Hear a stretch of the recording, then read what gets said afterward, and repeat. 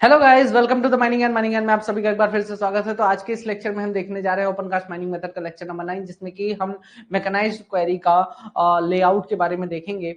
ठीक है, इसके बारे में हम जानेंगे। उसके बाद कल के जो लेक्चर में रहेगा आपका रिपर के बारे में रहेगा, रिपिंग के बारे में रहेगा। इसके साथ ही आपका जो प्रोडक्शन बेंचेस बनाए जाते हैं उसको कैसे फॉर्मेशन किया जाता है, प्रोडक्शन बेंचेस के फॉर्मेशन के बारे में हम देखेंगे। तो इस टाइप से धीरे धीरे करके हम एक एक चीज को कवर करते जाएंगे। ठीक है, तो लेआउट को आज देखते हैं कि कैसा लेआउट होता है आपका ओपनकास्ट माइंस का। ठीक है, तो अगर मैं मैकेनाइज्ड माइंस की बात करूं,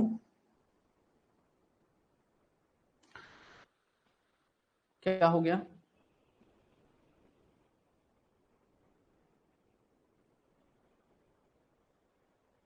सर्विंग का थोड़ा टाइम लगेगा। तो मैकेनाइज्ड का बात करूं तो layout of mechanised mines, mechanised opencast mines. ठीक है, मैकेनाइज्ड ओपनकास्ट माइंस का लेआउट। अब इसका लेआउट कुछ चीजों पर डिपेंड होता है। लेआउट डिपेंड्स ऑन, भाई किन किन चीजों पे निर्भर करता है लेआउट आपका ओपनकास्ट माइंस का। सबसे पहला, number 1, shape, size and dip of deposit.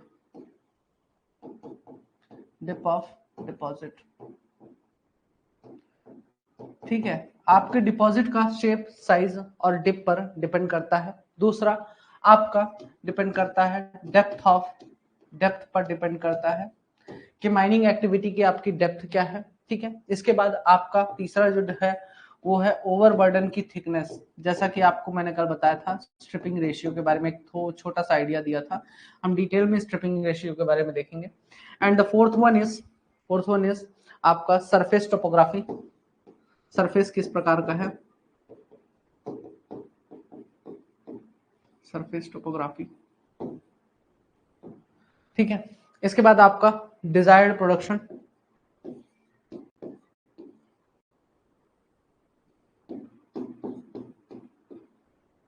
Production कितना चाहते हैं आखिर, उस पर भी डिपेंड करता है। इसके बाद छठवां, transport system.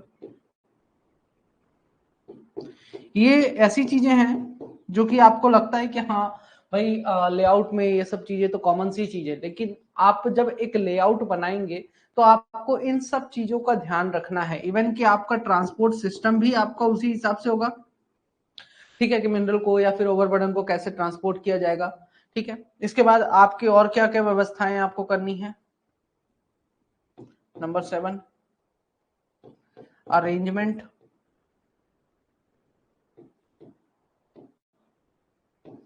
For disposal of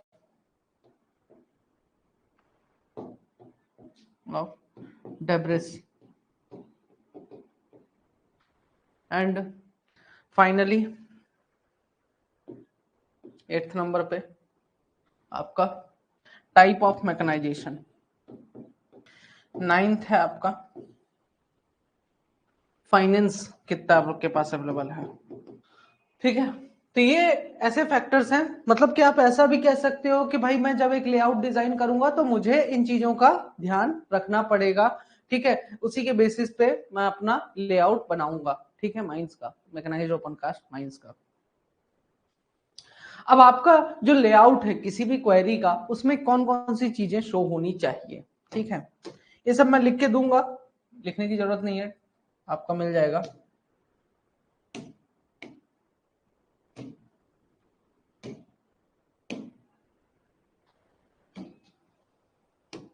ठीक है, तो आपका सबसे पहला तो query, layout of query should show,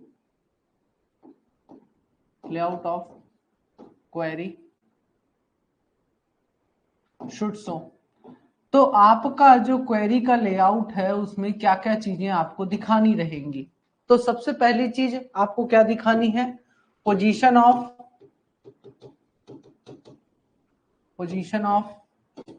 overburden. Overburden की पोजीशन शो करेंगे। इसके साथ ही एक और चीज क्या शो करेंगे, मिनरल डिपॉजिट का पोजीशन शो करना पड़ेगा, ठीक है, मिनरल डिपॉजिट का पोजीशन शो करना पड़ेगा। नंबर 2 आपका होगा कि आपका एक्सेस टू बेंचेस, भाई बेंचेस में जाने का रास्ता दिखाना पड़ेगा, ठीक है, बेंचेस में जाने का रास्ता दिखाना पड़ेगा। एंड आपके exit road and exit roads of dumpers,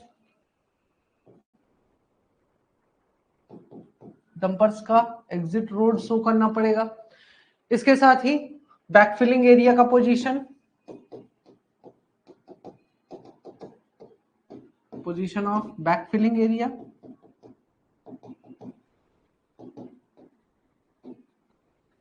ये दिखाना पड़ेगा। इसके साथ ही आपको दिखाना पड़ेगा लोकेशन ऑफ मशीन, भाई ये तो बताना ही पड़ेगा ना कहां पे मशीन लगी हुई है मेरी, लोकेशन ऑफ मशीन, ठीक है, जो कि आपका मतलब ऐसी मशीन का लोकेशन शो करना है जो कि लंबे समय तक एक ही पोजीशन से काम करती है ना, तो उस मशीन का लोकेशन आपको बेसिकली शो करना पड़ेगा, ठीक है। अब इसमें जब हम लेआउट बनाते हैं तो हम क्या करते हैं, हमारा जो एरिया है, जो माइनिंग एरिया है, उसको 100 मीटर से लेके 300 मीटर के लंबाई में पहले तो डिवाइड किया जाता है। फिर एक बॉक्स कट मार के स्टार्टिंग में एक ट्रेंच बनाते हैं, ठीक है, उस ट्रेंच की मदद से एक बॉक्स कट मारते हैं, ट्रेंच बनाते हैं। ट्रेंच मतलब सीधे सीधे नाली खोद देना ही आपका ट्रेंच कहलाता है। अब इसके लिए आप किसका इस्तेमाल करेंगे, या तो आप स्क्रैपर का इस्तेमाल करेंगे, या डोजर का इस्तेमाल करेंगे, या कि फिर आप शॉवेल 2 क्यूबिक मीटर बकेट वाले शॉवेल का इस्तेमाल करके भी आप यह काम कर सकते हैं, ठीक है। फिर आप क्या करेंगे, हार्ड रॉक है अगर, तो हार्ड रॉक में हम ब्लास्टिंग करके ट्रेंच का फॉर्मेशन करते हैं, ठीक है। सॉफ्ट रॉक है तो डोजर, स्क्रैपर या फिर एक्सकवेटर का, शॉवेल का इस्तेमाल कर सकते हैं। तो एडवांस स्टेज में हम क्या करते हैं, सबसे स्टार्टिंग में हम 2 ट्रेंच का फॉर्मेशन करते हैं। क्या करते हैं, 2 ट्रेंच का फॉर्मेशन करते हैं, है ना, एक ओबी में और एक मिनरल में अपन फॉर्मेशन करते हैं, और ये दोनों ही एक दूसरे के पैरेलल होता है, ठीक है। कैसा होता है, एक दूसरे के पैरेलल होता है। ये आपका ट्रेंच कुछ इस प्रकार से होता है, ये सरफेस हो गया, सरफेस में इस टाइप का ट्रेंच बनाया जाता है,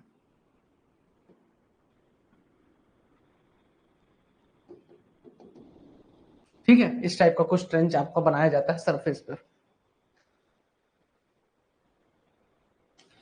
फिर अगर आप इसमें कम बेंचेस रखते हैं, अब ये जैसे ही ट्रेंच बना तो फिर इसको और बड़ा किया जाएगा, ठीक है,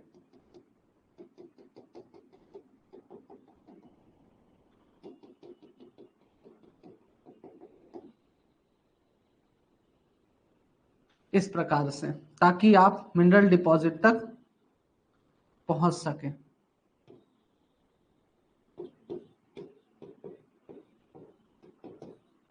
डिपॉजिट तक पहुंच सके, इस प्रकार से आप ट्रेंच बनाते हैं। अब अगर आप सोचें कि जब भी आप लेआउट बना रहे हैं, माइंस का एक लेआउट बना रहे हैं, तो आप कम से कम बेंचेस रखें, तो आपका ज्यादा से ज्यादा प्रोडक्शन भी होगा और हेक्टिक काम नहीं होगा। लेकिन कम बेंच रखने का घाटा क्या होता है कि आपके जो डंपर्स हैं उनके लिए स्पेस कम हो जाता है, कंसिस्टेड स्पेस हो जाता है, तो डंपर्स को चलने में दिक्कत जाती है। मिनरल्स को कन्वेयर बेल्ट की मदद से आप कोल हैंडलिंग प्लांट या मिनरल प्रोसेसिंग प्लांट में भेज सकते हैं, ठीक है, अगर ट्रांसपोर्टेशन सिस्टम की बात करूं, ठीक है। और अगर आपका जो क्या बोलते हैं, मिनरल डिपॉजिट बहुत ज्यादा गहराई पे है, तो उस केस में एक सिंगल ट्रेंच आपका बना कर आप जो है तो वहां तक पहुंच सकते हैं, है ना। सिंगल ट्रेंच बनाना ज्यादा इकोनॉमिकल होता है। अब सबसे पहले देखते हैं कि अगर अपन क्या यूज कर रहे हैं, dumper dipper shovel combination, dipper shovel and dumper combination का अगर आप अपनी माइंस में इस्तेमाल करना चाहते हैं, ठीक है, अगर इसका आप इस्तेमाल करना चाहते हैं अपने माइंस में, है ना, जस्ट फॉर एग्जांपल। तो आपका लेआउट कैसा होगा, तो इसकी सबसे पहली जो डिमांड है कि आपका थिकनेस जो होनी चाहिए और डिपॉजिट का थिकनेस जो होना चाहिए और डिपॉजिट का, बोलता है कि कम से कम आपका 18 मीटर का थिकनेस का और डिपॉजिट आपका होना चाहिए, या कोल सीम की थिकनेस होनी चाहिए। जो इसकी डिपिंग होनी चाहिए, ठीक है, जो डिपिंग होनी चाहिए आपकी कोल सीम की या और डिपॉजिट की, वो 1/6 से अधिक का नहीं होना चाहिए। एंड इसके साथ आप क्या करेंगे, जब बेंचेस का फॉर्मेशन करेंगे तो उन बेंचेस का नेमिंग करेंगे, ठीक है, नामकरण करेंगे। बेंच नंबर 1, 2, 3, जैसे कुसमुंडा फेस हो, आपका गोदावरी फेस हो गया, कुसमुंडा ओपन कास्ट माइंस में एक नाम दिया गया था फेस को, गोदावरी फेस। तो इस टाइप से हर एक बेंच का आपको नेमिंग करना पड़ेगा, ठीक है। और बेंच का जो रिड्यूस लेवल होगा, ठीक है, इसके बेसिस पर भी आप नेमिंग कर सकते हैं। On the basis of reduced level बोले तो RL के बेसिस पर भी आप नेमिंग कर सकते हैं। जैसे आप क्या नेमिंग कर देंगे, 500 मीटर बेंच, है ना, 510 मीटर बेंच, 520 मीटर बेंच, इस टाइप से आप बेंचेस की नेमिंग कर सकते हैं on the basis of the RL। जैसे ही आपने सबसे पहले क्या किया, ये कंडीशंस अगर आपकी सेटिस्फाई हो गई हैं, ठीक है, आपने बेंचेस का फॉर्मेशन कर दिया है। जब बेंचेस का फॉर्मेशन होने लगता है तो फिर आप क्या करते हैं, पंप्स को सेटअप करते हैं माइंस में। सबसे जरूरी जो है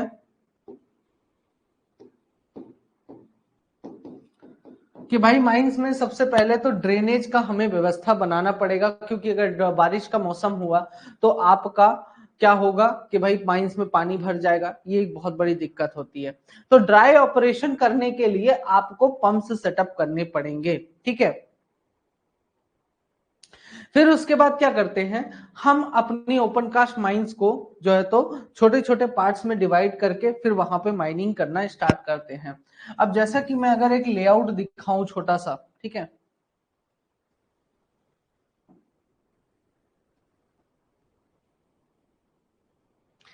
ये आपका एक माइंस का लेआउट इसमें बनेगा, ठीक है। ये माइंस का पूरा क्वेरिएबल लिमिट है, इतने एरिया में आपको माइंस जो है तो सेटअप करना है, ठीक है। अब आप क्या कर रहे हो, यहाँ पे आपका एक एरिया यहाँ पे ऐसा है जहां से आपने मटेरियल ऑलरेडी निकाल दिया है, यहां से मटेरियल ऑलरेडी आपने निकाल लिया है, एंड आपको इस एरिया को बैकफिलिंग करना है, ठीक है। अब यहां पर आप क्या करेंगे, आपका जो सीम है या और डिपॉजिट है, उसका डिप इस डायरेक्शन में है, ठीक है, 1/6 के ग्रेडियंट पर है, 1/6 के ग्रेडियंट पर इस डायरेक्शन में ऐसे ऐसे झुकता हुआ चला जा रहा है इस डायरेक्शन में, ठीक है। तो आपने क्या किया, आपका यहां पर और दूसरा चीज यहां पर मिल रहा है आपका और डिपॉजिट,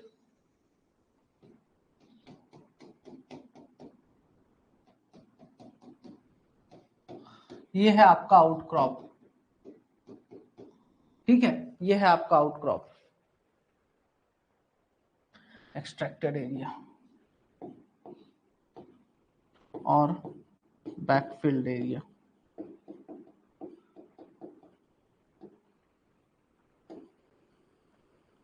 ठीक है।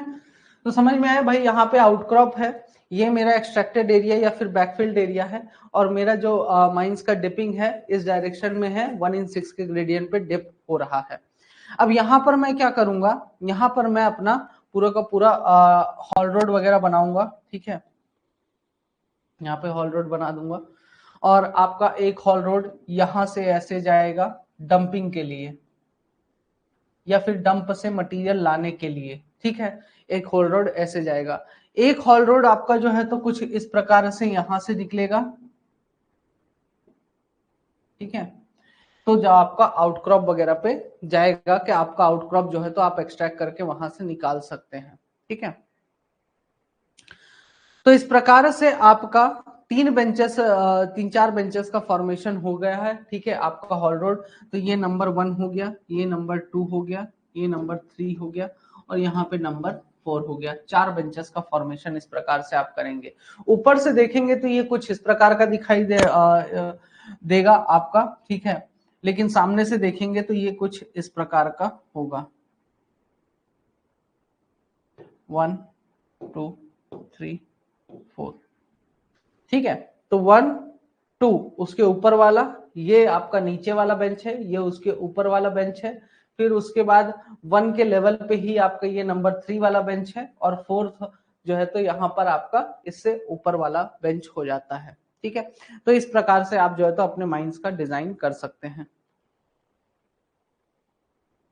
अब इस लेआउट से आप जो है तो 40 से 50 45 से 60 मीटर के विड्थ के डंपर्स को इजीली मूव करा सकते हैं।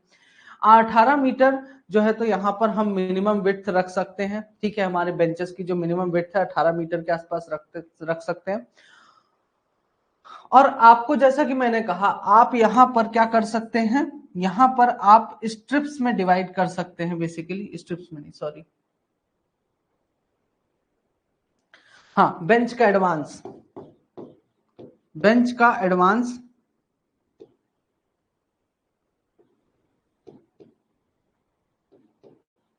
अलोंग द स्ट्राइक होगा।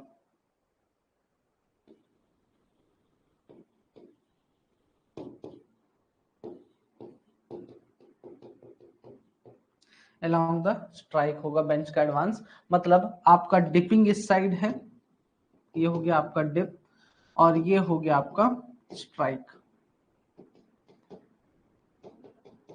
ठीक है।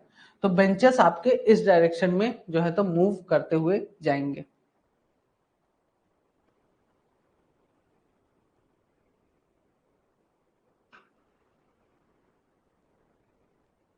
Trench and box cut same है? नहीं, सेम नहीं कह सकते हैं। ट्रेंच जैसा कि मैंने बताया आपका इस प्रकार का होता है, बॉक्स कट आपका ऊपर से देखने में, ये बॉक्स कट जो है ना तो बड़े साइज का होता है,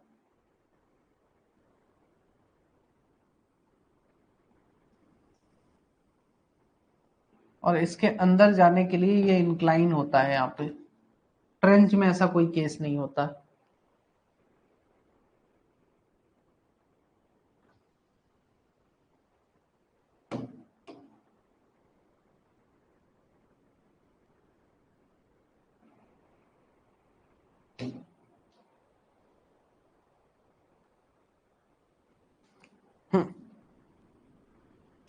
ये देखिए, ये आपका एक एक्सकवेटर है, ठीक है। अगला जो टॉपिक है एक्सकवेटर्स का देखते हैं कि एक्सकवेटर का कुछ कुछ पार्ट्स के बारे में हमें जानना है, ठीक है। तो आपके सबसे पहले तो आते हैं पावर शॉवेल्स, जिनमें आता है आपका dipper shovel, stripper shovel, and आपका बैकहो, एंड आपका पुल शॉवेल, ठीक है। इसके बाद आता है आपका ड्रैग लाइन, और तीसरे नंबर पे आता है आपका bucket wheel excavator. Power shovel आपके दो प्रकार के होते हैं, या तो डीजल ऑपरेटेड होते हैं या तो इलेक्ट्रिकल ऑपरेटेड होते हैं। बेसिकली जो फ्रेगमेंटेड रॉक्स होते हैं, जो बिखरे हुए रॉक्स होते हैं, उनको एक्सकवेट करने के लिए आपका पावर शॉवेल्स का इस्तेमाल किया जाता है, जो कि स्विंग करके जो है तो रॉक्स को लिफ्ट करते हैं और स्विंग करके ले जाते हैं, तो डंपर्स में या स्पॉइल हीप्स में उसको डालने का काम करते हैं, ठीक है। तो ये आपके एक्सकवेटर्स होते हैं।